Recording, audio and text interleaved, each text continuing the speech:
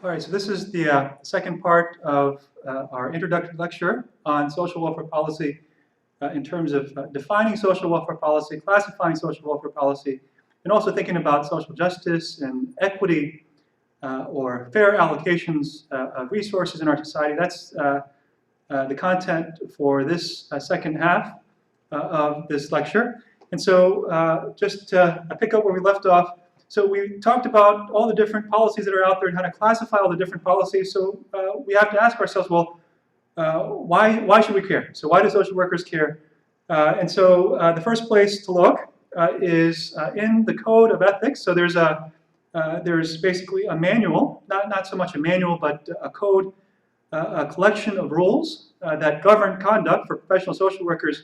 If you look at that code, the National Association of Social Workers puts out that volume. If you look at that code of ethics governing the conduct of social workers, I was looking through and looking at the different sections that might pertain to this question of why should we care. So aside from the mandate of our accrediting body, the Council on Social Work Education, telling us that we must teach social welfare policy to our social work students, if you look at your professional code, there are at least two different sections that tell us that this stuff is important, basically, right? So one of the sections, section 5.02a, I don't know that you can get any more explicit than this. Maybe this is just preaching to the choir here, but they say that social workers should monitor and evaluate policies, right? You can't get any more explicit than telling us that we need to monitor, we need to know about policies, right? That's part of the profession. And so the second part here is in the preamble.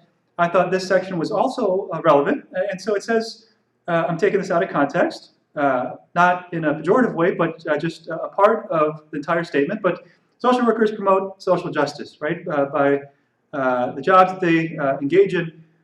Promoting social justice, that begs the question for me of what is social justice and how does it pertain to policy? Well, for me, when I think about policy, when I think about government responsibility, at the core of many, many issues that we talk about in social welfare policy courses, we're talking about the resources in a particular society, right? And not so much in the way of principal resources, the resources that we bring into this world as we're born. So things like our intellect, our attractiveness or whatnot, our level of motivation and such, not the things that we're born with, but the things that we acquire, right? The resources that we acquire when we live in our society, our respective societies, and how we allocate those resources.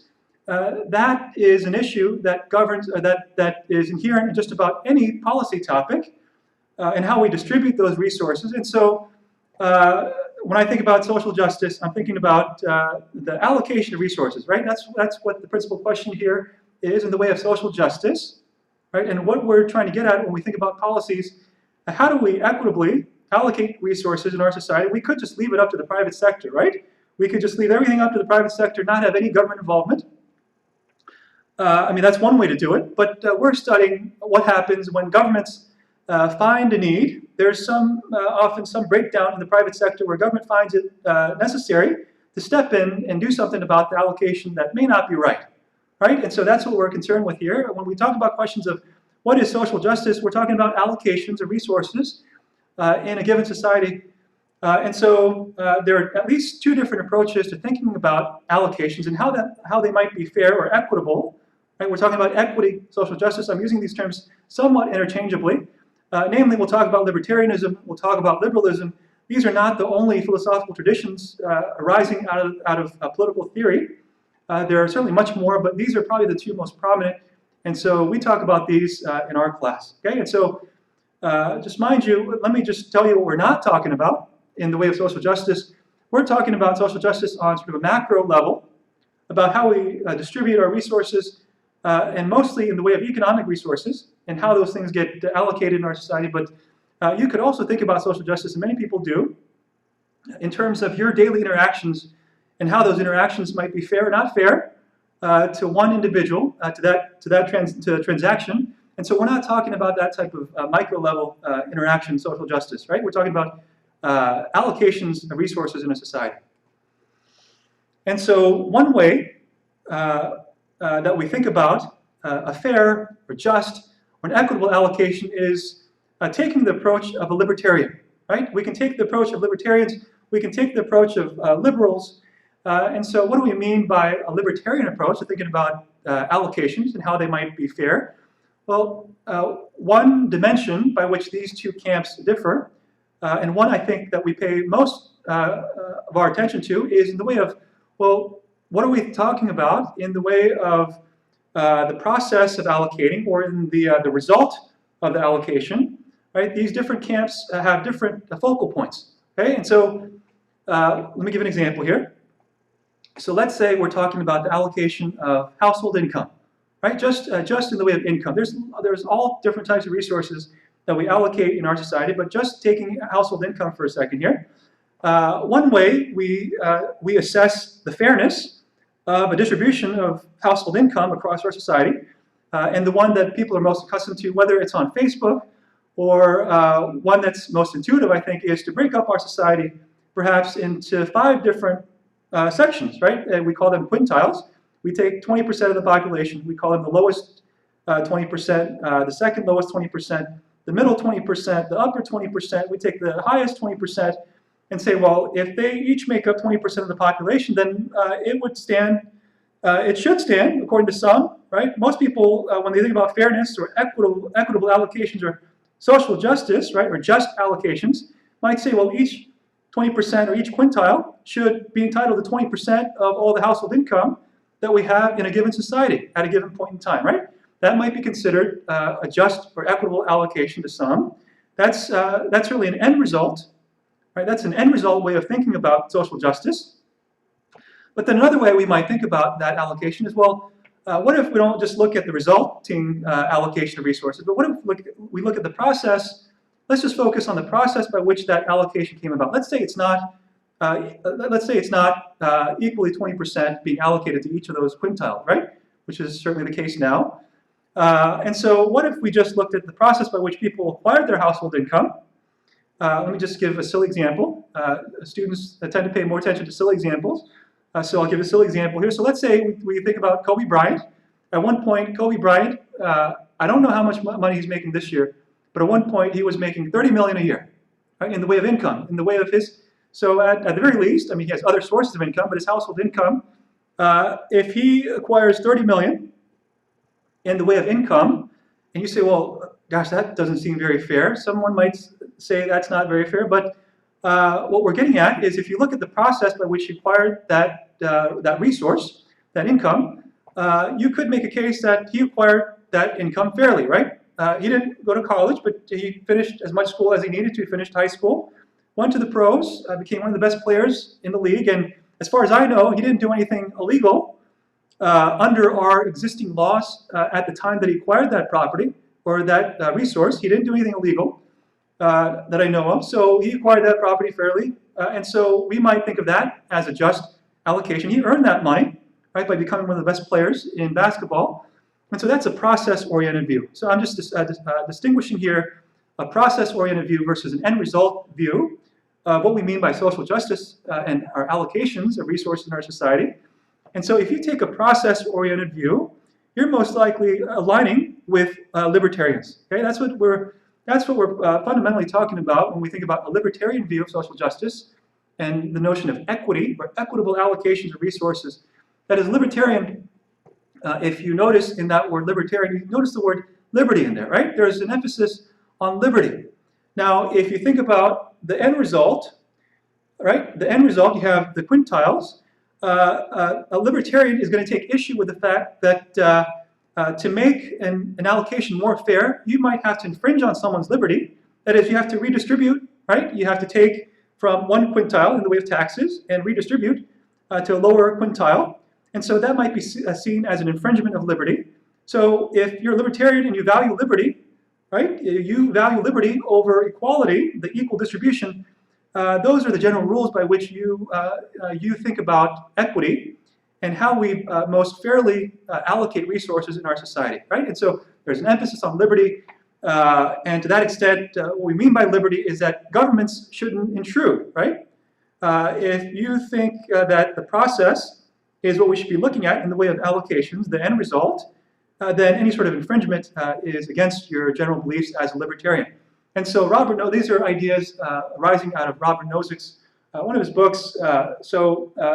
This is basically a process-oriented view. You want to look at the process by which people acquired their property, and if that process was in fact fair. There's nothing illegal about the way Kobe Bryant earned his property, then that might be deemed a just allocation of resources in our society. Now we have the other view here, and some people would call this more of an end result view, right? The focus is a little bit different, according to a liberal approach to thinking about social justice. It's not so much process oriented. There's some who argue that there's a combination of both a focus on liberty, that is the process, and the end result. But for me, my interpretation of liberal view, and by liberal, there are different liberal camps, but we're primarily talking about John Rawls, right? So we're sort of distinguishing here primarily between the Rawlsian perspective and the Robert Nozick libertarian perspective. And John Rawls, this is a 500-page book on, it's called A Theory of Justice. But in his book, he says, it's a very long book, and I'm maybe doing a disservice by summarizing it so quickly, but basically he says, well, if you're thinking about how to fairly allocate resources in our society, and he's a really big philosopher, right? So he's thinking philosophically about these issues. Think about taking yourself out of our society, right? And put yourself in the hypothetical world. Okay, and so you don't know what sort of laws there are, right? There are no laws that govern. There are no universal laws that govern your day-to-day interactions. Take yourself out of not only the current laws under which we live, but also in terms of history. Don't think about history. There is no history. In the most pure society, put yourself behind a veil of ignorance, in other words. That is, you don't know where you stand in that particular society. Right? You're standing, you just have no sense of what that standing is.